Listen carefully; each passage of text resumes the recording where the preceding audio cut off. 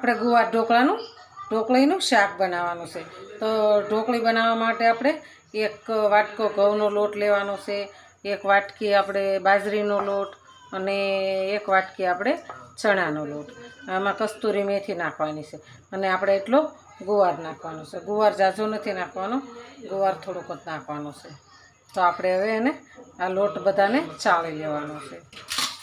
આપણે આ એક કાથરોટ લઈશું, એની અંદર આપણે બાજરીનો લોટ સાળી લઈશું, ચણાનો લોટ સાળવાનો, પછી આપણે આ ઘઉંના લોટને સાળી લેવાનો છે. જાડો આપણે કરકરો લોટ લીધો છે. ઝીણો લોટ હોય ને તો શીકણી થાય, એટલે આપણે કરકરો લોટ લેવાનો છે. કરકરા લોટને આપણે સાળી લેવાનો છે. આપણે જાડો ભાખરીનો લોટ આવે ને એવો લેવાનો છે. આપણે એ લોટને સાળવો પડે, જાડો હોય ને લોટ. ત્રણેય લોટને સાળી લીધા છે.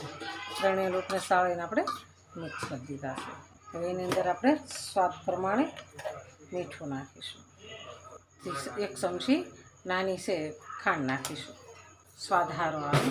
હળદર નાખીશું, હિંગ નાખીશું, ધાણા જીરું નાખીશું અને થોડુંક આપણે લાલ મરચું નાખીશું. અડધી ચમચી આપણે અજમો નાખીશું. આપણે આદુ લસણ અને મરચાંની પેસ્ટ નાખીશું. પછી આપણે કસ્તુરી મેથી છે, કસ્તુરી મેથીને આપણે આવી રીતના કચડી દેવાય. કચડીને આપણે અંદર એડ કરી દઈએ. આપણે થોડાક સોડા નાખીશું એટલે ઓછા થાય.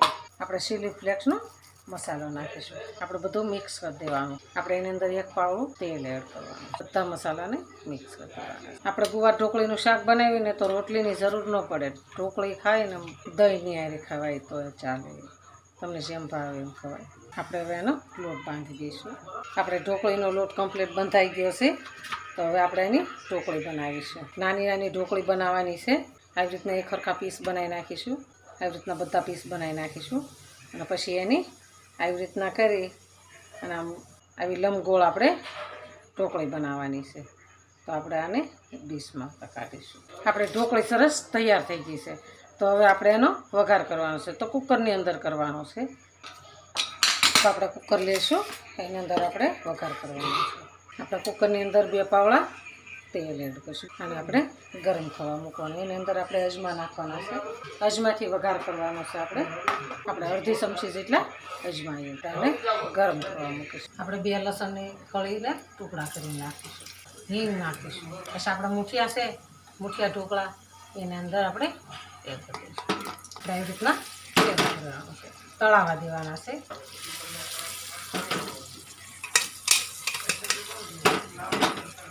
ઉલટા સીધા કરવાના છે એટલે હેઠ ઉપર થઈ જાય ને એટલે આપણે બધા તળાઈ જાય. હવે આપણે ચમચો ફેરવશું. તળાઈ જશે ને એટલે એકદમ છૂટા છૂટા થશે. આપણે એની અંદર હવે 1 ગ્લાસ પાણી એડ કરવાનું છે. 1 ગ્લાસ ઉપર આપણે થોડુંક એડ કરીશું. આપણે એની ઉપર ગુવાર મૂકવાનો છે. એની ઉપર આપણે આખું જીરું નાખીશું, લાલ મરચું નાખીશું, થોડી હિંગ નાખીશું, થોડી હળદર નાખીશું, ધાણા જીરું, બધા મસાલા આપણે કમ્પ્લીટ તૈયાર થઈ ગયા છે. મીઠું આપણે મુઠિયામાં નાખ્યું છે એટલે થોડુંક આપણે મીઠું નાખીશું. એનો સ્વાદ જળવાઈ રહે એના માટે. અને આને આમ જ રહેવા દેવાનું છે અને આપણે આને કુકરને ઢાંકી દઈશું અને આપણે 2 સીટી બોલાવવાની છે.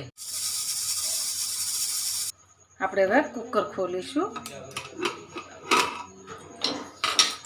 વાહ, આપણે ગુવાર ઢોકળી સરસ તૈયાર થઈ ગઈ છે. તો આપણે જોઈ શકો છો તમે, આપણે ગુવાર ઢોકળી સરસ તૈયાર છે. એકદમ મસ્ત બની ગઈ છે. તો હાલો ખાવા. જો આ મારો વિડીયો ગમે તો લાઈક, શેર અને સબસ્ક્રાઈબ કરી દેજો. રાધે રાધે.